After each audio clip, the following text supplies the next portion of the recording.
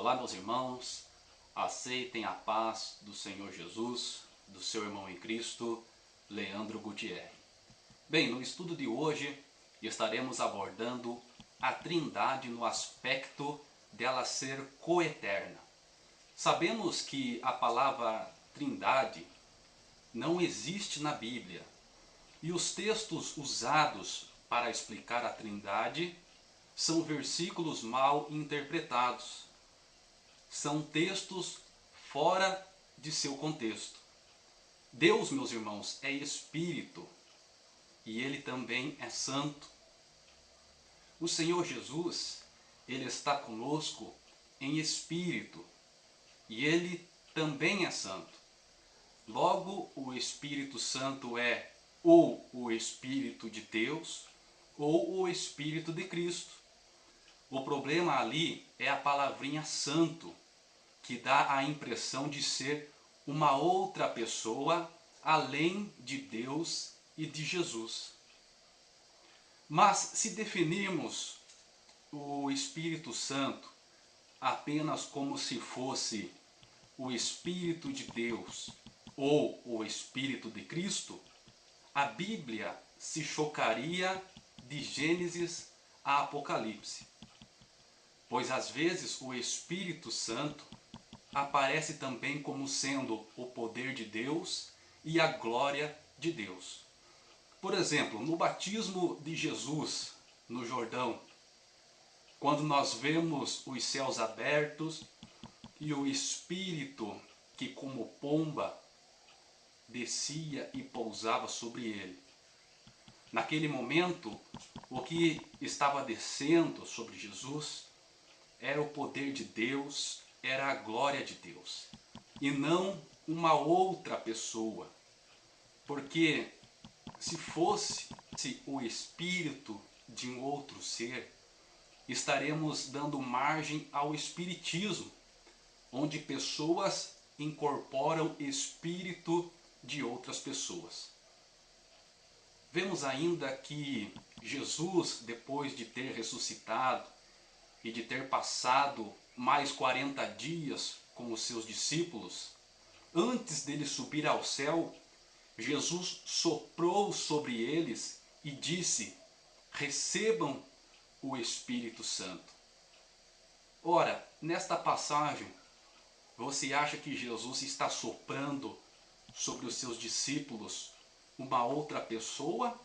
Ou ele está soprando sobre os seus discípulos o poder, uma glória, da mesma forma que ele recebeu lá no seu batismo no Rio Jordão?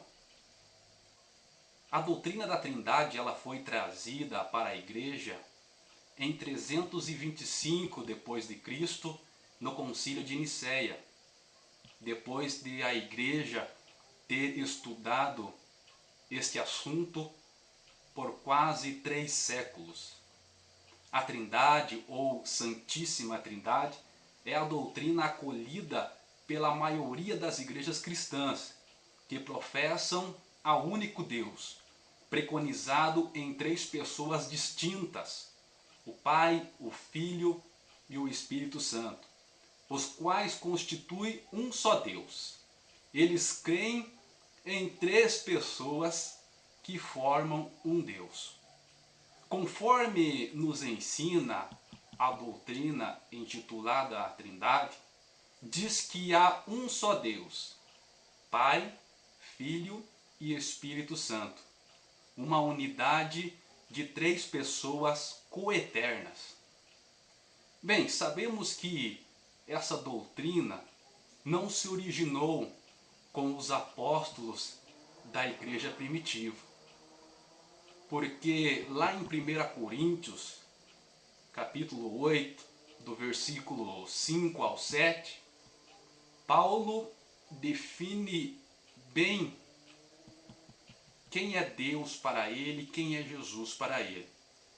Diz assim em 1 Coríntios 8, do versículo 5 ao 7, porque ainda que haja também alguns que se chamem deuses, quer no céu, quer na terra, como também há muitos deuses e muitos senhores, Todavia, para nós há um só Deus, o Pai, de quem é tudo e para quem nós vivemos, e um só Senhor, Jesus Cristo, pelo qual são todas as coisas e nós por Ele. Mas nem todos têm esse conhecimento.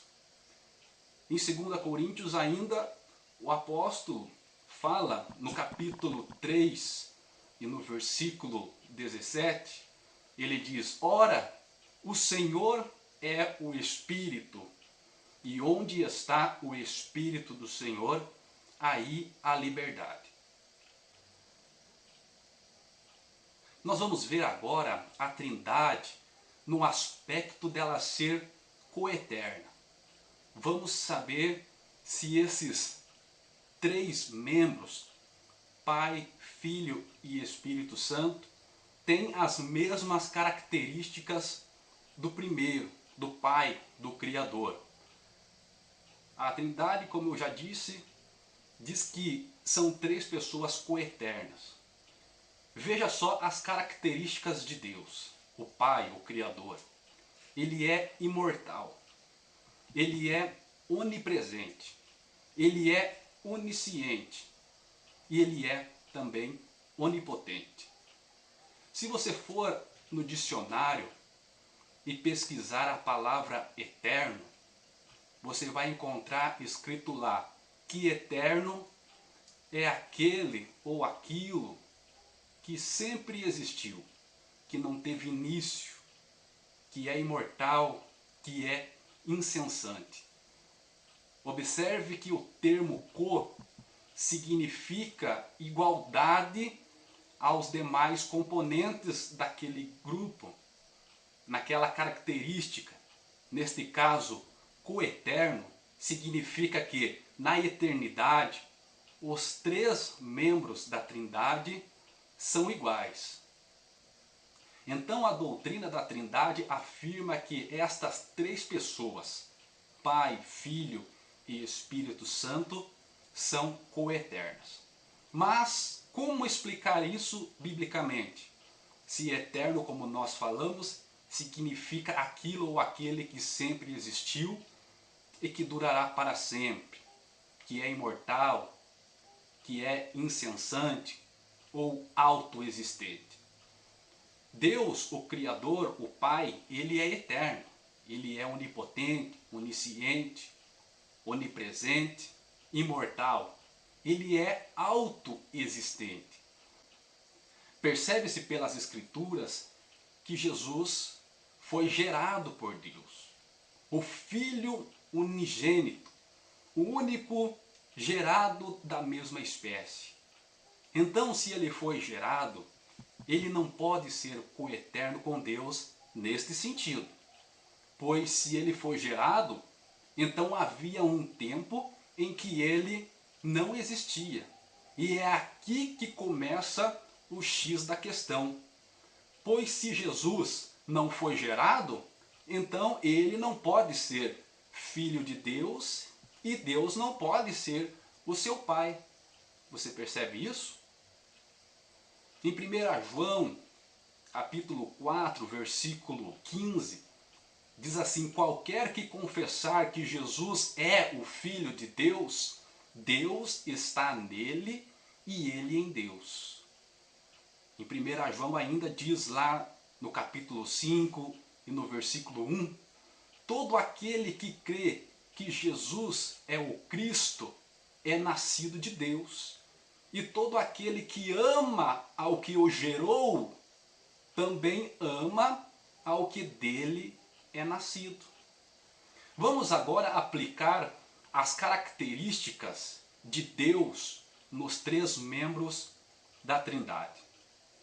Por exemplo, o Pai, o Criador, ele é eterno, pois não teve início. Ele é autoexistente e durará para sempre sem nunca morrer.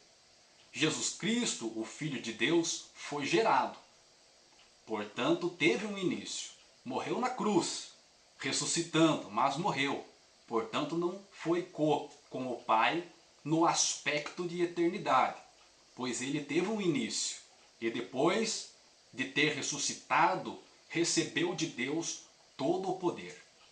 O Espírito Santo, como sendo a terceira pessoa, não há relatos bíblicos quanto à sua origem e não encontramos o seu trono no céu, conforme relata o livro de Apocalipse, capítulo 22, do versículo 1 ao 3.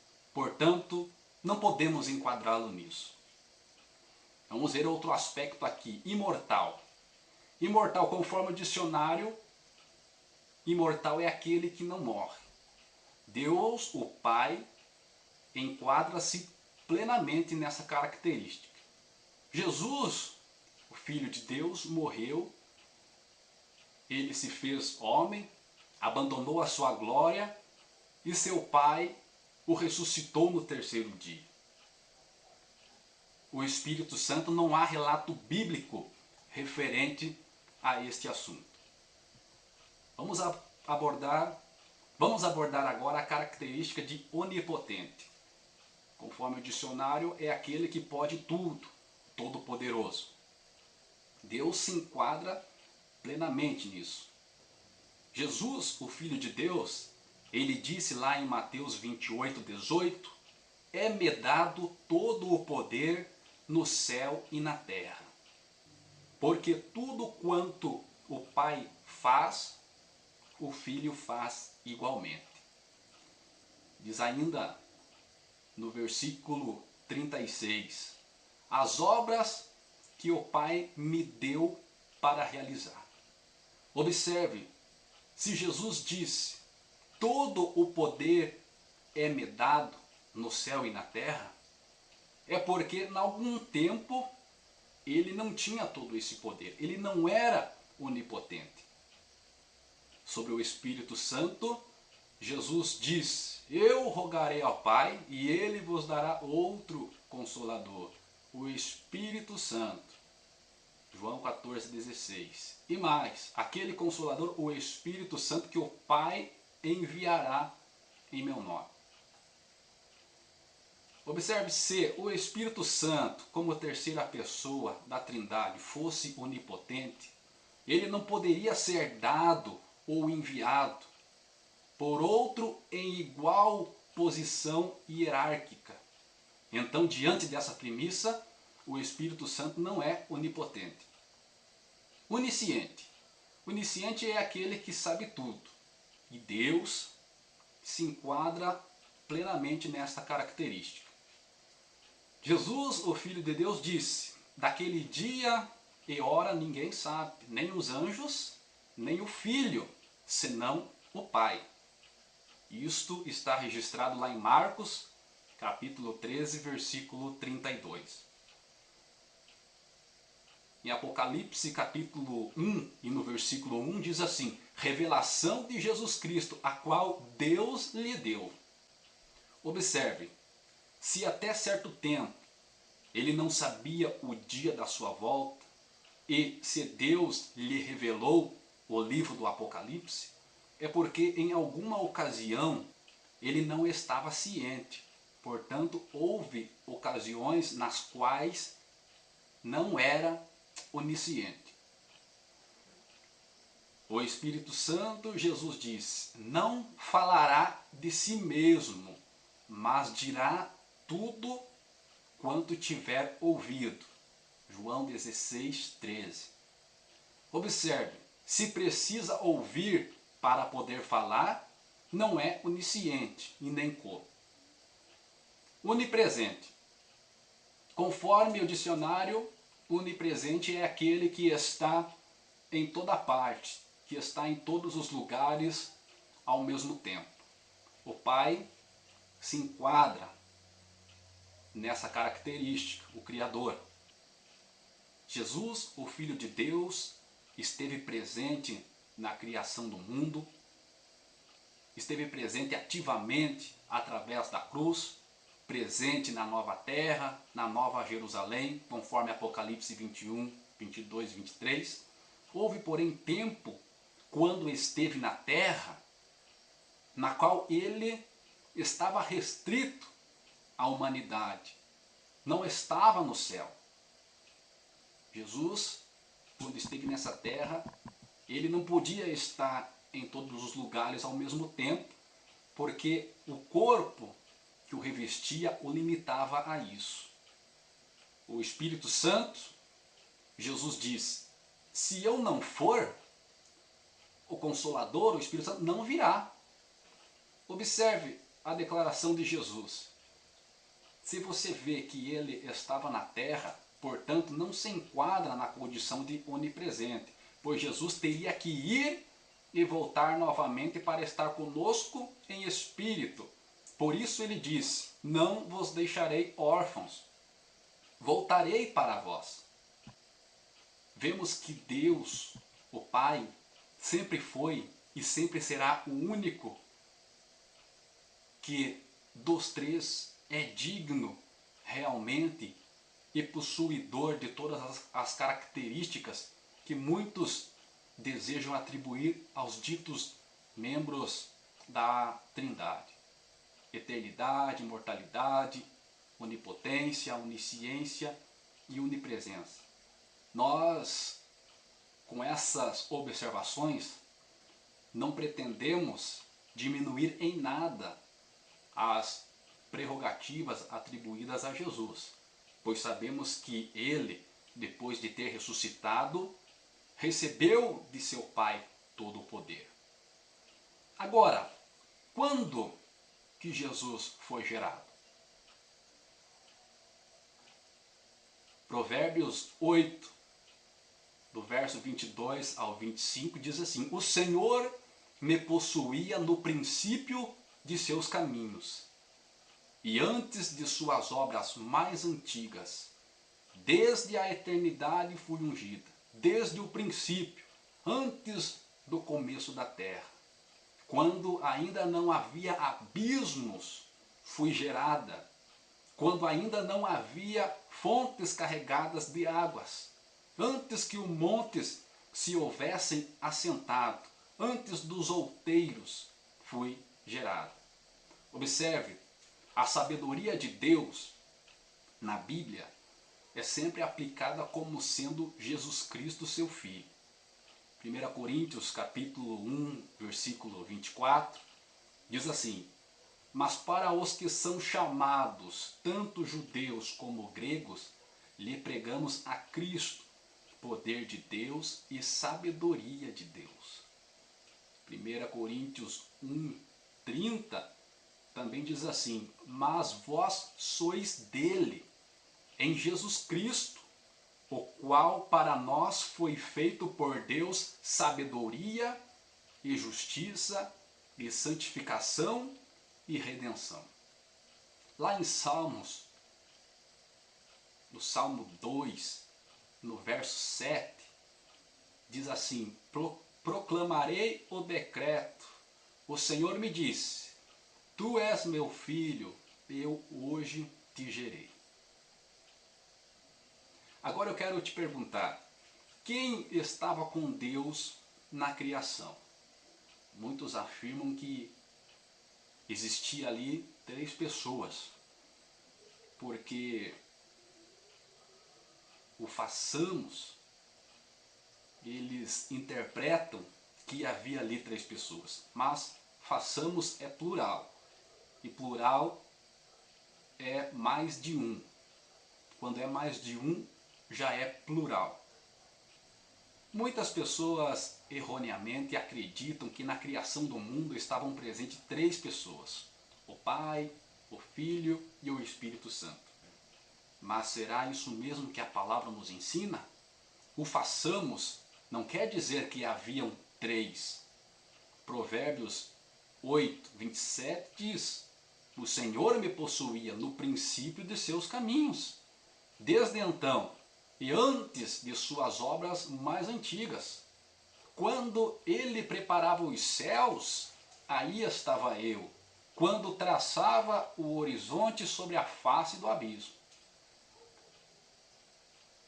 No versículo 30 de Provérbios 8, diz, então eu estava com ele e era seu arquiteto. Era cada dia as suas delícias, alegrando-me perante ele todo o tempo. Colossenses, capítulo 1, versículo 16, diz assim: nele foram criadas todas as coisas, no céu e sobre a terra, as visíveis e as invisíveis, sejam tronos, sejam soberanias, quer principados, quer potestades, tudo foi criado por meio dele e para ele. João capítulo 1, versículo 1 ao 3 diz: ele estava no princípio com Deus, todas as coisas foram feitas por ele, e sem ele nada do que foi feito se fez. Hebreus ainda diz mais, lá no capítulo 1, no verso 10, diz: e tu, Senhor, no princípio fundaste a terra, e os céus são obras de tuas mãos. Hebreus 12, 3 diz: nestes últimos dias nos falou pelo Filho, a quem constituiu herdeiro de todas as coisas, pelo qual também fez o universo. Ele é o resplendor da sua glória e a expressão exata de seu ser. Resumindo, o Espírito Santo, então, ora é o Espírito de Deus, ora é o Espírito de Cristo, como também às vezes é poder de Deus e glória de Deus. Em João 14, 20 diz: naquele dia conhecereis que eu estou em meu Pai, e vós em mim, e eu em vós. Observe que esta é a verdadeira comunhão. 1 João capítulo 1, versículo 3 diz: o que vimos e ouvimos, isto vos anunciamos, para que também tenhais comunhão conosco. E a nossa comunhão é com o Pai e com o seu Filho Jesus Cristo. No verso 23 de João 14 diz: se alguém me ama, guardará a minha palavra, e meu Pai o amará, e viremos para ele e faremos nele morada. Como que Deus e Jesus virão morar em nós? Em espírito, logicamente.